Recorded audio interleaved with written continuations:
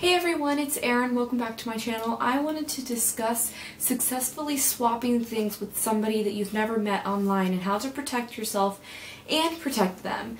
So one thing is if you have a P.O. box and you are swapping addresses, which if you're doing a swap, you are swapping addresses, how else is it going to get to you? You want to give them your P.O. box number instead of your house number. Now, I don't have a choice because I live in an apartment complex, so I have to give them my address, but if you have a P.O. box, I suggest giving them that instead of your address. Now, when you're swapping with somebody, if you're doing more than one swap, you really want to find somebody that you can bond with.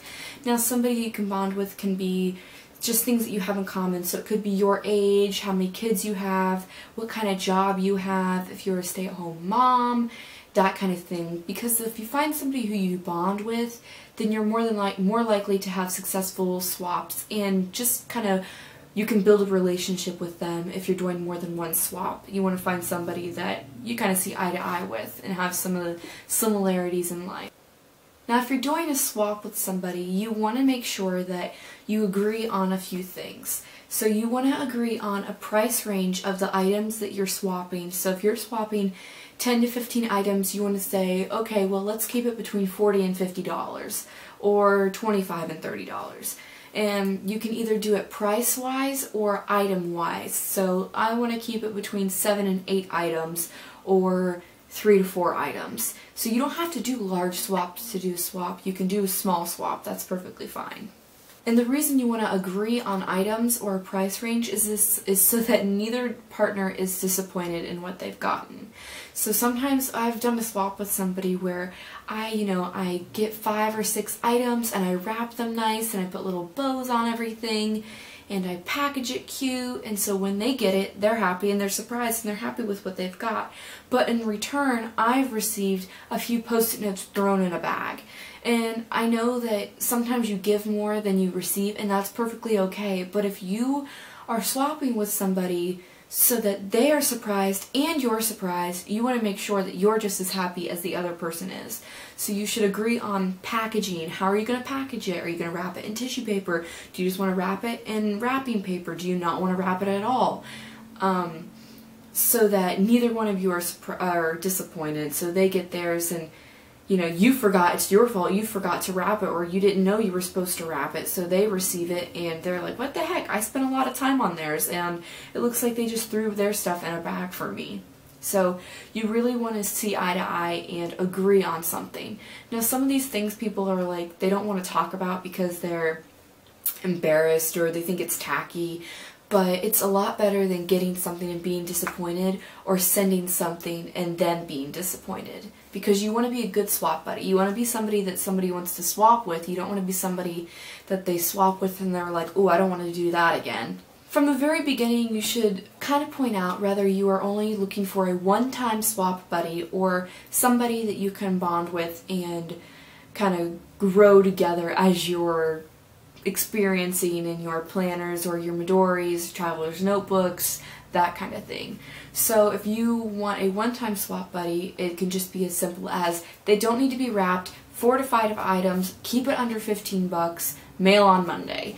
But if you want to be somebody who keeps a person for a while, to swap with multiple times, you can say, okay, we're going to do a swap once a month. We're going to send it out on the 15th of every month. There should be between 10 to 15 items, and we want to keep it under $30. So sometimes you have to be the person to put those guidelines in line, because a lot of times you meet really shy people online, and that's perfectly okay. There's nothing wrong with that. But you want to make sure that both of you are agreeing to it. Now, if you find somebody who doesn't want to agree to your guidelines, I like to call them, then they're not the swap person for you. You always want to remember to get a list of things that they like and that they don't like. So, I hate the color orange, I like pinks and blues, I don't care for giraffes, I really like elephants. So if you're swapping stickers or washi tape, embellishments, that kind of thing, you know kind of how their taste is. Now, another thing, when you're looking for a planner or swap buddy, it's nice to find somebody who kind of likes the same things that you have. So you found something, you used it, you really liked it, you want to get it for them. that kind of thing. You don't want to find somebody who's like, you really like elephants, but they hate elephants, so you know you're never going to get anything elephant related if they're selfish. And that sounds really funny, and who cares, it's something small, but, you know, that kind of thing matters. So I would write out a list of things that you like and a list of things that you don't like and send them a picture of it and ask for theirs too. So when you're out shopping, you can pull it out on your phone, screen cap it, and say, okay, well, they like greens and blues and they don't like pinks or purples, so I'm not going to pick this up because it's pink and they probably won't use it. And always do not forget, this is for both partners, you should be considerate.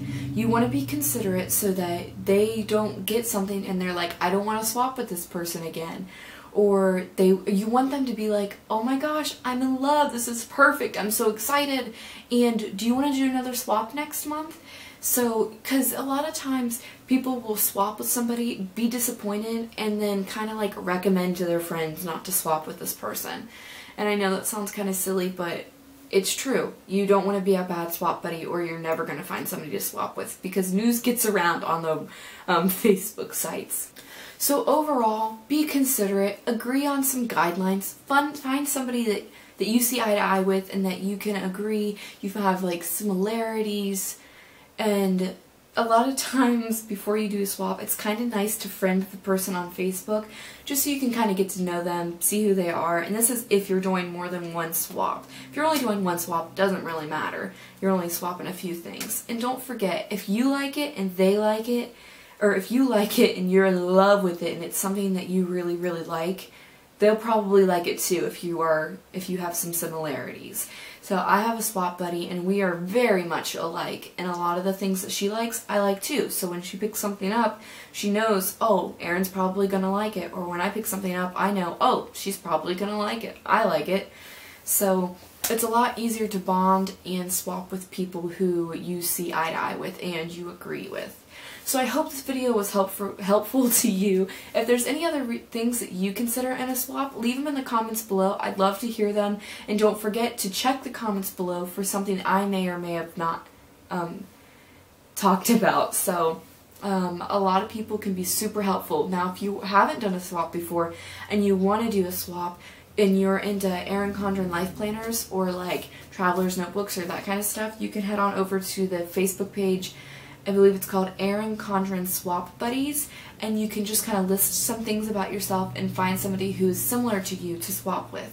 There are tons of people wanting to swap items every day, and sometimes a happy mail, getting something in the mail that's not from you, that's a surprise, or that's not a surprise, that's decorated cutely and it just makes you happy, sometimes it can make a bad day good. So if you are interested in a swap, and you want to swap with me, I'm open to swap buddies all the time. If you want to leave your Instagram below, my Instagram is @lovelikeren, and that's one way to really learn about somebody is to check their Instagram. Go through their pictures, kind of see what kind of style they have, if they're somebody that you can bond with, and that's a really, really good way to check, just by like the pictures they post, the kind of style they have, what kind of planners they're using, that kind of thing. So I hope this video was helpful to you. Thank you so much for watching. As always, I'll talk to you later. Bye.